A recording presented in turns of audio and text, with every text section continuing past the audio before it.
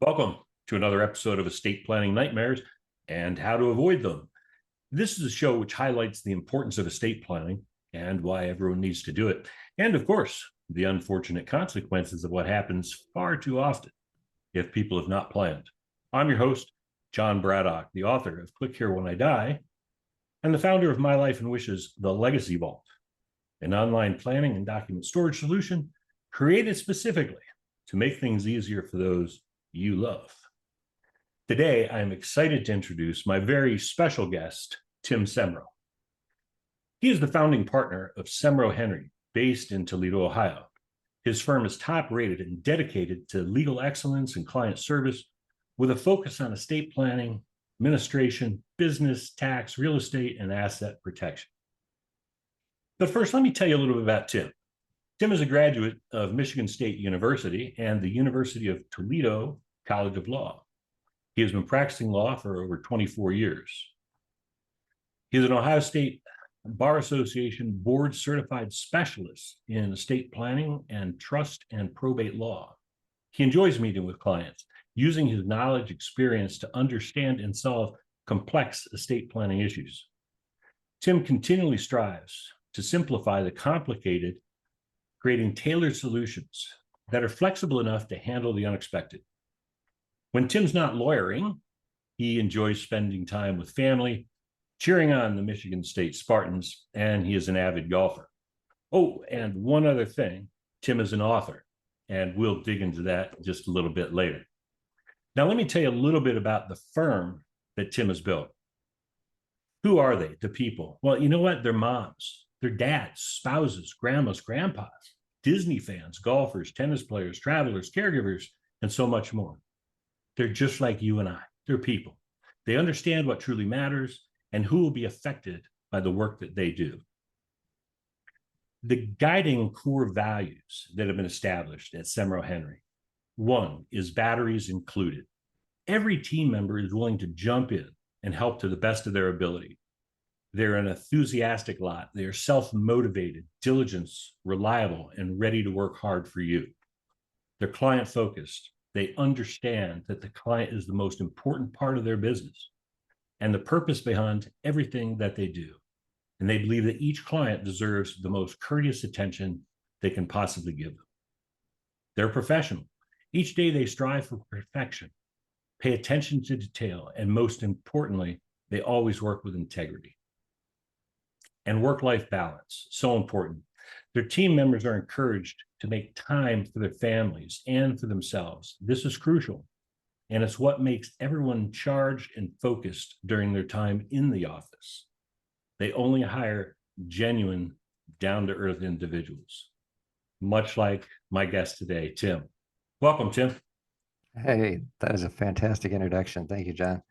Oh, you're very welcome. So you're in Ohio. How are things up there today? Things are going well. I mean, this is summertime. We've got great weather. Golf courses are open. I'm glad to spend a little bit of time with you, but if I'm not here, I'm going to be out on that golf course. Well, I'm glad I can keep you off the golf course for a little bit because then maybe you won't have to give me as many strokes when we get together and play. Hey, you know what? The first thing I want to do is I want to congratulate you on your new book. Let me get that in my screen. Your Money, Your Way. And you've got the big poster up behind you. The big poster right here too, yeah. You just released this, and this is such an awesome book. Folks, I have read this book twice now, and I absolutely love it. It is a fast read. It's got 5 amazing stories on estate planning that'll blow your mind, because it did mine. But they really identify some of the real life issues that a great many of us possibly will face and how to resolve them. So here's a teaser, folks. I want to encourage you to stick around until the end. As you know, my podcasts are not long. So stick around to the end, because Tim has graciously agreed to give away 100 copies of his book. And we'll be telling you how to get your copy a bit later in the show, but you got to stick with us. So you won't want to miss a chance to get this. But first, let's learn more about Tim and his new book. Hey, Tim, as my audience knows, I love talking about passion, the why behind what people do, what gets us up in the morning. Can you share your why and why you focus on estate planning and why it's important to you? Yeah, it's interesting. When I think about that, I think where it comes from is so growing up, my dad was a Lutheran minister. So I was in the pastor's house. We called it the fishbowl because everybody's watching everything you do. But I got to see my dad help people. I mean, we would be in a grocery store, for example, and him and someone would come up to him and say, Pastor, I need to talk to you. And instantly I knew that meant I had to go wander the aisles for a while because they had questions for him. But it was really neat to see how he would help people and connect with people. When I got into college, I was studying accounting and tax. I had a strong tax background. And I took that with me to law school, which is kind of unusual path to take. Most people do political science or something along those lines. And it really just it helped me because then I had the tax background, but I still had this. I wanted this desire to connect and help people. And you put those two together in estate planning, and now I found my passion because now I can help people in a real way, and you can make a real difference in their lives and the lives of the people they care most about. I think that's what drew me there. Oh, I love it. And Yeah. if you're a CPA, you wouldn't have such a good personality anyway. So sorry to all my CPA friends out there. I, I I spent years, as you know, in the insurance business, and the big joke back then was how can you tell an extroverted actuary is the one that was looking at your shoes? that's fantastic. Oh gosh. Yes, I just really enjoyed once I got to law school, I really enjoyed that. And then I was lucky enough um interning. I got to intern with a firm where they let me in their estate planning section. And that's where I found my passion right there. And we've enjoyed it ever since. Here we are 24 years later. It's hard to believe. That's amazing. Congrats on Yeah, the thank you. longevity and the firm you built, because I know you have a very large firm. You've got a big team of people that are dedicated to helping people avoid the nightmare that awaits. So that's why I love having you on here, because it just helps get the message out to the world. Because my mission is to get people to understand and have a plan. Period. Well said. So, hey, in your book, Tim, it starts out with the idea that estate planning is the last thing that anyone wants to think about, right? So, what led you to approach this topic through storytelling rather than conventional Yeah, guide of yeah. get this done? Yeah, well, and because a lot of books have been written where they say, well, here's what you need. You need to have a trust, you need to have a will. They focus on the tools. And our thought was, well, when we're in these meetings with clients, a lot of times we tell stories when we have to get a complex concept across. And I thought, why don't I just tell stories using inspired by client events? Of course, can't tell actual client events, but inspired by client events and tell stories because then you can really see how does this apply to me? That's always I can tell you all day long about the IRS code, but how does that apply to me in my specific situation? And you can see in these stories and representative stories that I picked were, a family that has a cottage that they love and they want to they want to maintain that cottage for the future, but they run into issues with one of the kids doesn't live anywhere near the cottage, and one of them uses it all the time. You have another story with a special needs child, and the difficulty that you can have with that. Another one with a charitable plan as well, where they do some charitable giving, which is my passion. I also really like working on the charitable plans. But I can tell you my favorite story in the whole book. Every once in a while you run into somebody who's got a huge personality, fills the room as soon as you walk. The guy that was my mentor when I first started as an attorney, his name was Morty, and he was like that. He was from the East Coast, Brooklyn accent, and big personality. And they're just fun people to be around. Well, that is Ice Cream Bob. So Ice Cream Bob, huge personality. Everybody knows him. You guessed it. He's got an ice cream store. And through the years, the ice cream store has become the icon of the town. Well, a couple of years ago, his wife passed away, and he's starting to think about estate planning. That's what usually gets people to think about estate planning. Either they have a child or they lose somebody they love. And so he comes in to talk to me about his estate plan. And, like most people, when they get to the division, they say, well, let's just divide into equal shares. And that's what I said. Are we looking at equal shares here? And I can tell he's uncomfortable. He doesn't know what to do. And that's when I realized this is a unique situation that we run into a lot. He has one child who's in the business with him, has been in the business with him for a long time. He has another child who by the way, aside from being the ice cream guy, he has a significant amount of acreage. So he has a farm. And his one son has helped on the farm. He's actually built, and they do this. A lot of my clients do this all the time, my farmer clients. One of their sons will build a barn on the property and pay for it. Well, when it's affixed to the property, guess what? It's owned by the owner of the property. It's not, but they look at it as, well, no, that's, the son's property, but it's really not, it's dad's. And then the other daughter isn't involved in either. And so he looks at that and he says, well, first of all, with the barn, it's not fair if I leave equal shares, because isn't he paying for that barn twice?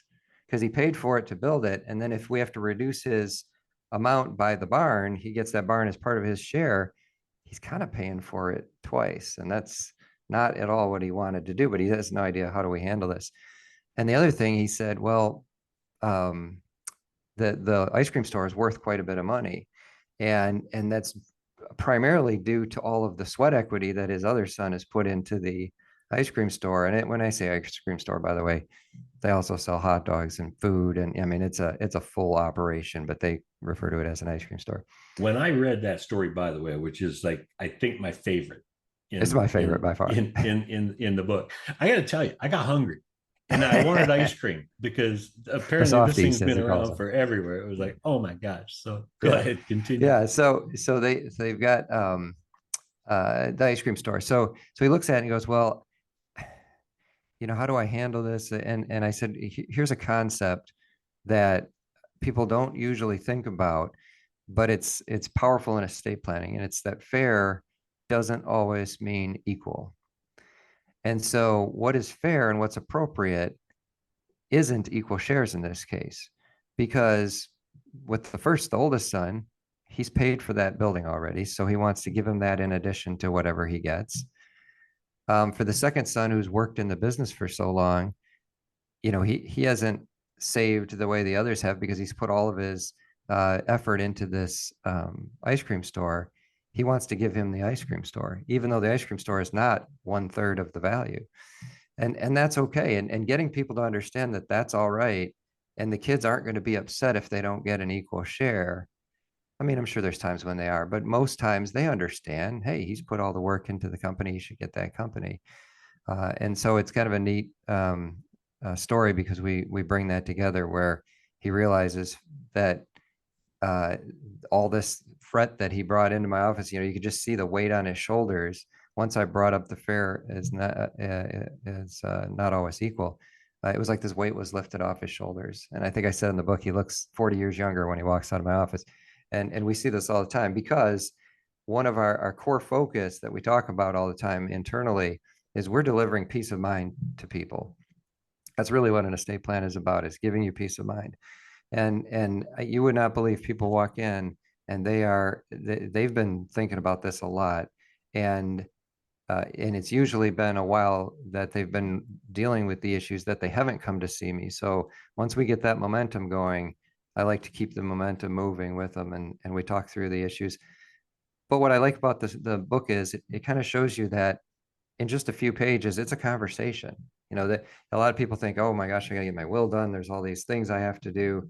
No, it's a conversation. We try to make it as painless as possible.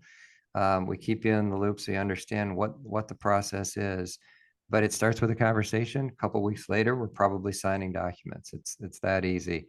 And you really see the effect that it has on people when you do that.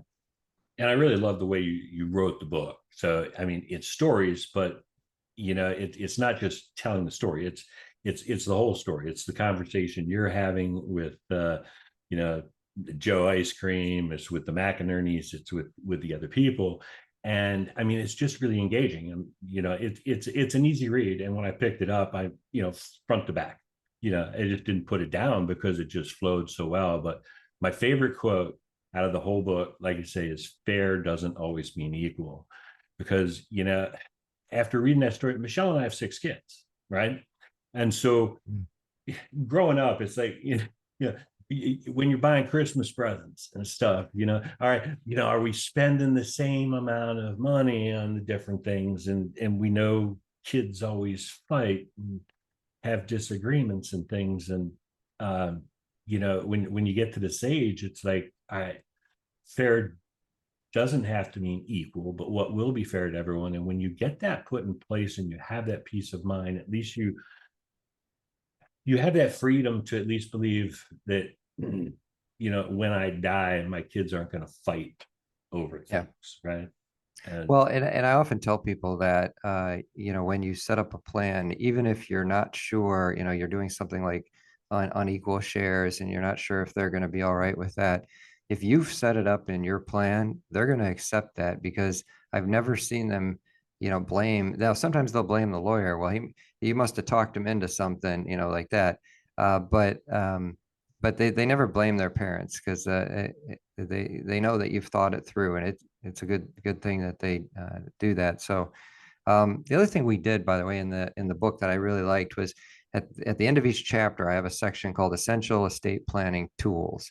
So we talk about the tools throughout the conversations in the chapter, and then at the end, I kind of sum it up and go, okay, if you want here we talked about a trust, we talked about a power of attorney, we talked about a healthcare power, and what is that key concept? What does that mean?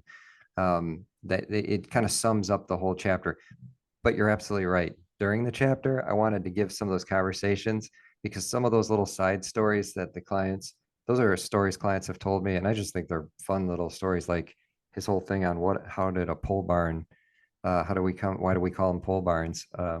I'll let your readers or your listeners check that out when they read it. But just stuff like that, clients tell me, and I'm like, wow, that's interesting. It has nothing to do with the estate plan, but it's just an interesting little tidbit that I wanted to I make love sure it. was And in there. for those that are watching us, this is the end of Ice Cream Bob's chapter, and this is what Tim talks about is just kind of a summary of the key takeaways from the items and the key concepts. So another teaser, hang on a little bit longer, because we're going to tell you how to get this, because it's an amazing book.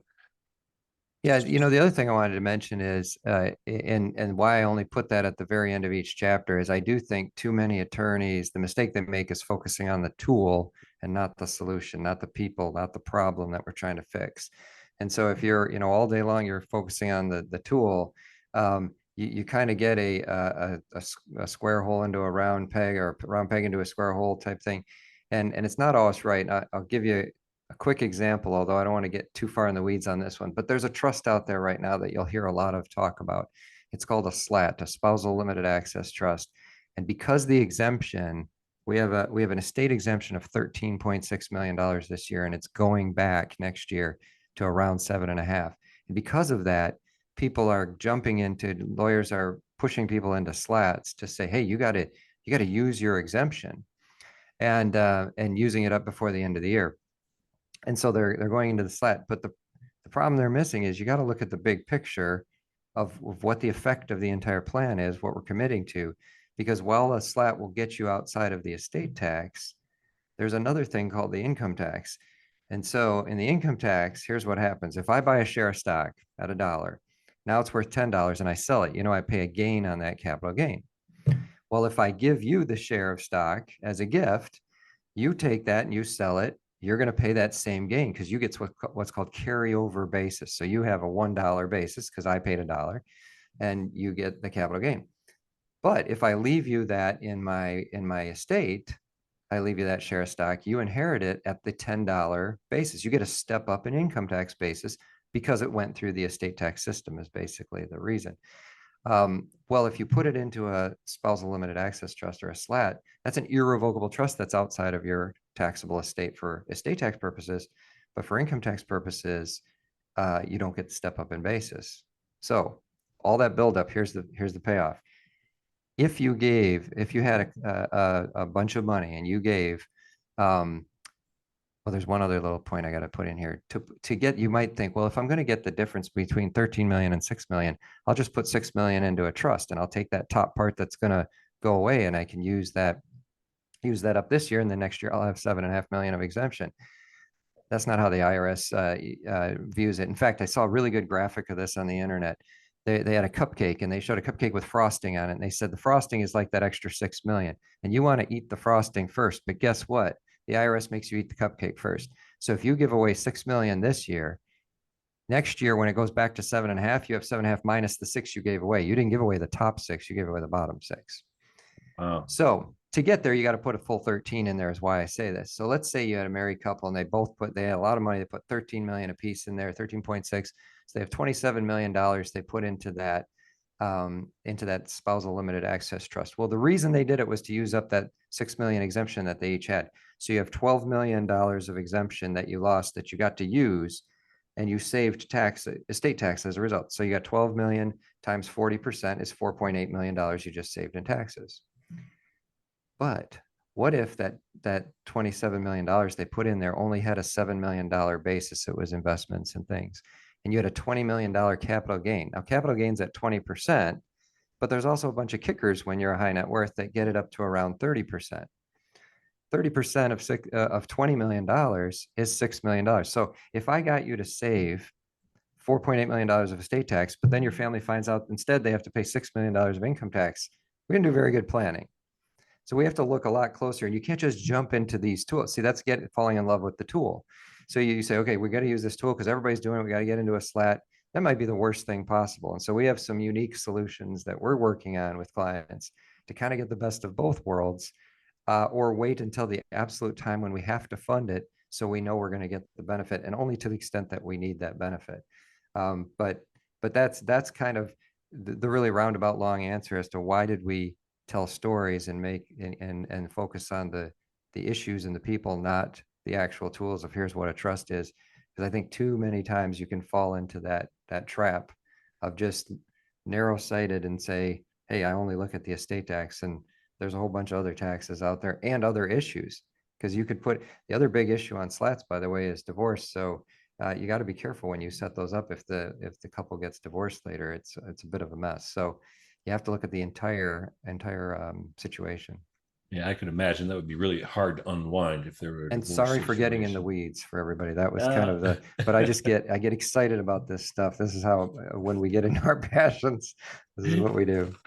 No, I love it. And which is why it's important that, people seek the guidance of the experts to share the story, explain everything I have going on in my life, and have you ask me the right questions. What do you want to have happen? A perfect example. So I am the father of a special needs child, now adult. The chapter on the McInerney's who have a child with special needs highlights some pretty unique challenges. What are the most common oversights that you see in estate planning for families that have special needs children? Yeah, and I think the one that and I kind of bring it out, it's kind of a difficult story the way it comes out, because I was showing how a lot of clients come in where they have a lot of stress just even on their marriage as a result of having a special needs child, because there's a lot of guilt involved when you have a special needs child for many different reasons. It's a complicated issue, but the one that I think they never expect is the guilt that they feel that they're not spending enough time with their other children, that they're focusing too much, or they're going to leave more assets to the child who has special needs because they have more care costs and things like that. And there's a lot of guilt there. And I think that one catches people by surprise. And unfortunately, I've seen it tear a lot of marriages apart.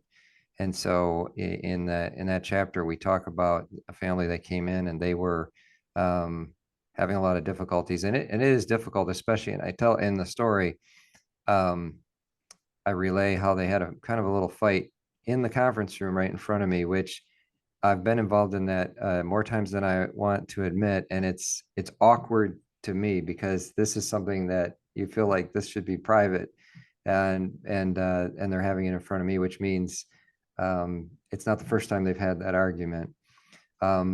And so we encourage people, because we're not just attorneys, we're counselors as well. So we say, hey, you need to talk to a marriage counselor and get that out on the table and have discussions on it. Because I think that it's easy to look at the money side and go, okay, we have to set up a trust that's going to make sure it has keeps them eligible for governmental benefits, but can pay for supplemental needs outside of that, and avoid probate and all these different issues. But it's those soft issues, the relationship issues, that I think surprise people. Yeah, absolutely. And again, being the parent of a special needs child, it is stressful, and there's a lot that goes on, and it does take its toll, on relationships and things, until you all are on the same page and you have, like you say, a supplemental needs trust and things put in place to know that, the child's going to be taken care of. Yeah, and I was a little worried about putting that chapter in. I gotta be honest on that, because there's some conflict in that chapter with that family, and but I feel like it might be the beacon of light that somebody's looking for when they read that and say, hey, there is a solution. It may not be That's the solution that I came up with in that chapter for that family, but there's solutions out there and steps in the right direction. that's what I found in reading the book. In all the stories, they're relatable, whether or not, I don't have a farm and my son hasn't built a pole barn on it, but it's still very relatable when you think about all the aspects of your life. So from a practical standpoint, for someone who hasn't started their estate planning yet, what are the first steps that you would recommend they take after they read your book? Well, and I built this right into the book. So at the end of the book, we've got a QR code, because QR codes are really cool. But there's also a website if you don't like using a QR code, and you can go there and you can download this. So this is we call it a estate plan readiness scorecard. And so what this scorecard does is there's different things. Like the first line, it says personal balance sheet. And then you look at the different columns and you say, where do I stand on a personal balance sheet? Am I completely overwhelmed and I don't have any idea where my assets and liabilities are? Or do I have an up-to-date balance sheet? And you can score yourself. There's a 1 through 12. So you might be in one of these columns, but you feel a little better than the column states. So you can give yourself an 8 or a 9 instead of a 7. And you put that score down on the right column where it says before. And then you go through all of these and you say, all right, when I add this up, you're going to have a score that you see, and you'll be able to see when you're looking at that if one of the scores is much lower than the others. You got all 9s and 10s, and all of a sudden you got a 3 on one of the columns. And so along with this scorecard, I have this sheet that comes when you download it. I call it the estate plan readiness scorecard owner's manual. And the owner's manual tells you, okay, once you've filled that out, look for the row that you think you have to work on that's the most important. Circle that one. And then I say something interesting too. I said, and then hand it to somebody that you care about, a family member or a friend, as soon as possible. Why? Because they're going to help you with accountability and make sure you do something about this. So if you find out on here that you get to the line that says insurance checkup and you haven't looked at your insurance, whether it's life insurance, health insurance, property, casualty, all your insurances, you might have to talk to your insurance agent first. But or maybe it's your CPA you've got to talk to first, but something you'll pull off of there. And then, meet with your professionals, whether it's your CPA, your insurance people, your financial advisor, your attorney. And then when you're done and you feel like you have an up-to-date plan, there's a second column that says after, and you can score yourself again and you can see how am I doing now? And that kind of helps them zero in on action. So one of the things I wanted to point people to is getting into motion on something, because if we're getting towards the goal, we're better off than if we're just fretting over the fact that we haven't started. So let's do something. Let's talk to somebody. And so yeah, that's the first thing I would do, is to download that scorecard, take a look at it, and that'll start to guide you in the path of the estate plan. And it's really not hard. It's conversations. That's I all love it is. that. I mean, and that's a great gift and it's a great tool. And for our listeners, when you get the book, okay, Tim's in Ohio, he practices in Ohio and in Michigan. Okay. So I'm in Arizona, so maybe Tim can't practice here, but it's fine. I'm going to download this thing and I go through, and you're not sure where to go next. Call Tim. Tim's an amazing human being. I'm telling you, he's a great guy. He, you tell him you've been through scorecard, you got some, challenges in these areas. I'm in Arizona, who should I connect with? Tim will point you in the right direction. Tim knows professionals all across the country. So Yeah, and we've got a lot of contacts across the country. In fact, since we've been practicing so long, our practice is expanding across the country, and we've got licensing in many states now. I mean, we do a lot of work in New York and Texas, um, and a bunch of other states. In fact, I'm in the process of, ironically, getting my license in Arizona because I have clients out in Arizona now as well. So we just keep adding licenses in the different states because we keep expanding into the states because there's a need out there. There's a need, and I don't think it's being filled. So we're trying to provide at least information to start with this book. Yeah, and I imagine you've got some snowbirds that come down here to Arizona, and I know that you don't hate getting out of Ohio in January to go to Arizona and hit a golf ball. I specifically had a conversation with a client who, yes, he spends his winters in Phoenix, and I said, yeah, I mean, I can come out there anytime you want, January to March or April, and we can go golfing. That's awesome. Say, all right, so let's make a short pivot, and then we're going to talk about how folks can get your book. But I want to quickly shift to work-life balance because we're human beings, right? And I know family and community are super important to you. So when you are not lawyering, what do you do from a family perspective? I know you love golf, and tell me about that green team up in Michigan. Yeah, well, so and on the golf side, here's the one thing I will tell you. Two of my kids have now taken up golf, and so now the game that I've always had a lot of fun playing, they're now interested, and it's I'm having a ton of fun with it because I get to spend quality time, especially today with all the cell phones and the Instagram and all that stuff. If I can get them on a golf course for a couple hours, we're away from all that, so that's a lot of fun. It's a good time for me to connect with them. But yeah, I'm a Michigan State Spartan fan. Um, Growing up, my grandparents had season tickets for 50 years. So this was instilled on me for a long time. And early on, I mean, I grew up in Ohio. I was an Ohio State fan growing up, but they would take me to these Michigan State games all the time. And I love the campus. And then my wife went to Michigan State. Now I've got a son going to Michigan State, and then a whole bunch of our extended family have gone there. So yeah, we like to get up there, see the campus, tailgating, going to games. It's just a fun time to be on campus in the fall. That's awesome. That is awesome. All right, it's time. We've made them listen to us ramble. So now the big reveal. So at the beginning of our time together here, we mentioned that Tim was going to give away 100 copies of his new book, and thank you so much for that generous gift, Tim. Tell our audience how they can get their copy. So if you just send me an email, so the email address is books, BOOKS, at Semro Henry, which is SEMROHENRY.com. So books at SemroHenry.com. We will send you a copy of the book. Or if you want to go to our website, SemroHenry.com, you can find our email addresses there as well. And in that link that you get to the scorecard, we're going to constantly be adding other things into other content into that spot, so people will be able to see other things. They also could find me on LinkedIn. So Tim Semro is my LinkedIn.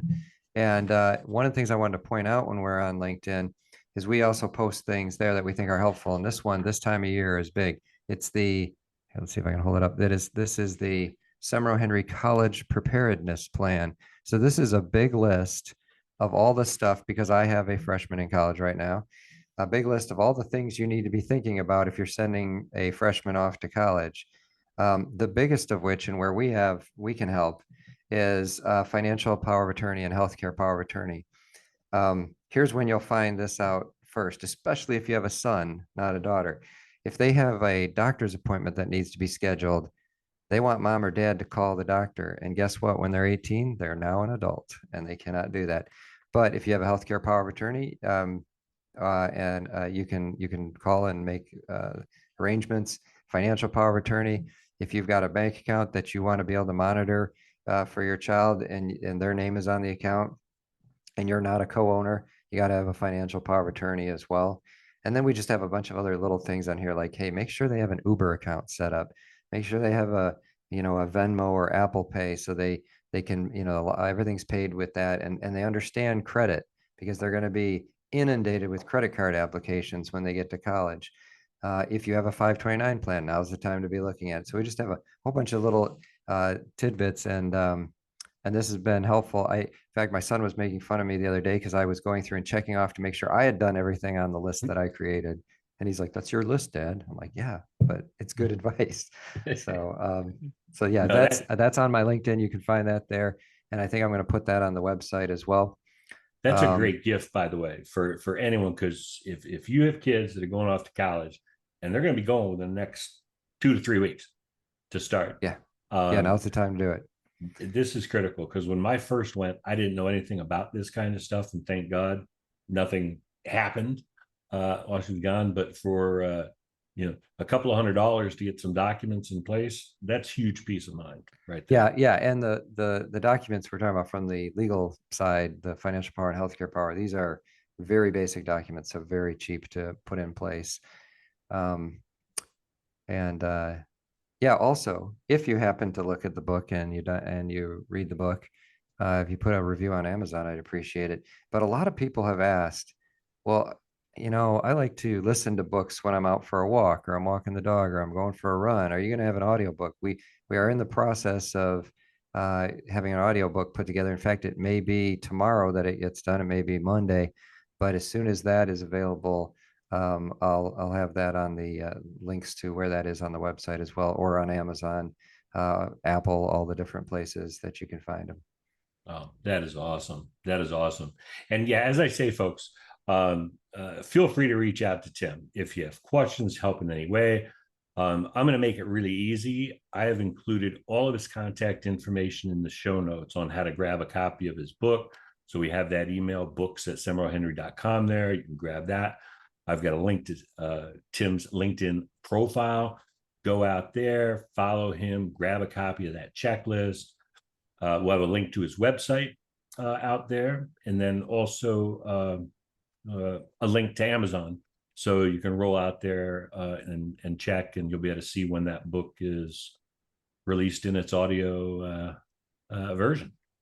Yeah, and one more thing. So if somebody wants to email me or call me, they're calling a lawyer, so they're wondering, are we going to get a bill for that? You're not going to get a bill just for calling and asking a question. We want you to ask a question. But I did have a client who said that they referred to their old attorney as old 6250 because every time they called to ask a question, they got a bill for 6250. We don't do that. We don't charge for phone calls. Oh my God! I didn't even think about that, Tim. I've had you for like 35 minutes on here, and I'm not getting a bill, am I? No, absolutely not. It's been a pleasure being on the show. I really enjoyed it. Tim, thank you so much. I greatly appreciate your time, the work you're doing in the world of estate planning, and your book to help get people educated. And a huge shout out and thank you to my audience for joining us as always. So again, as always, my friends, your life is your legacy. So plan ahead and make it a great day.